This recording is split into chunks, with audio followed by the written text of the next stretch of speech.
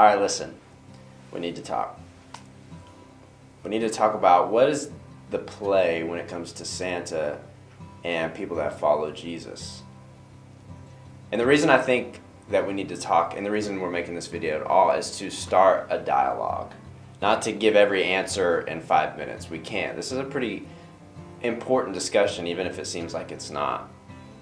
I've been at the place where I hate Santa, I didn't really care, and now at my current spot. So what I'm going to give is a few reasons, 4 reasons why I'm troubled about Santa Claus and how we use him to indoctrinate our children.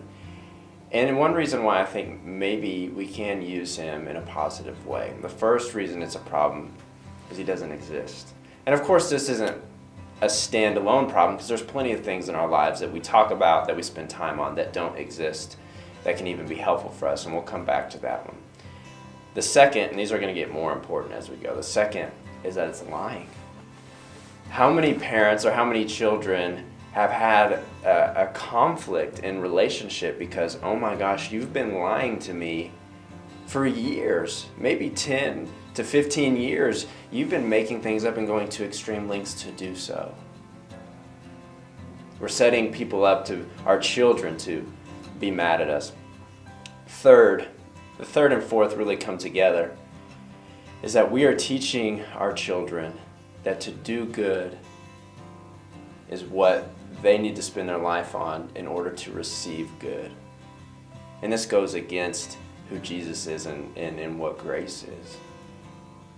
The Santa story says, do good and receive gifts. Do bad and receive coal. The Jesus story, the true story of the gospel, says, you have not been good, but trust in me who is good to save you and set you free. The gospel and the Santa story conflict with one another. And that is a huge problem. The fourth is, if we survey children of today, who do you think they would know more about, Jesus Christ or Santa Claus? If you ask them who was the biggest and most important person in Christmas, would they say Jesus or would they say Santa Claus? The purpose of us being on this earth is to bring glory to God. Is Santa, during the celebration of God becoming man, getting more glory than God becoming man? Again, this is meant to create discussion, to have conversation. Because as I've had conversation, I've been here and been there and developed and evolved. I think it's so healthy. Just in a discussion with a couple new friends in Kansas City, Missouri, they let us stay at their house, and I just said, you know, what about Santa? And he brought up a good point. That as we believe in fantasy, not as truth, but as we have creativity, as we enjoy and think outside the box as children, we're setting ourselves up to contain big things in our minds.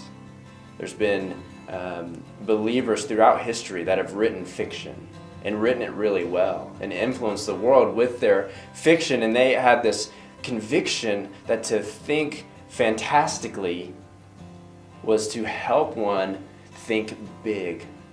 And certainly we have to do that when we think of who God is and what he does and the way that he works, that perhaps there is a place that Santa Claus, along with fantasy, not as a lie, could be a benefit to believers. It would be a benefit to us. And believing in and having fun with in a certain place in order to open us up to big truths as adults, to have big minds as adults.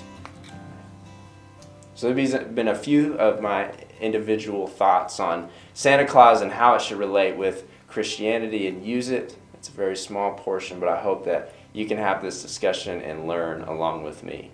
Love y'all. Peace.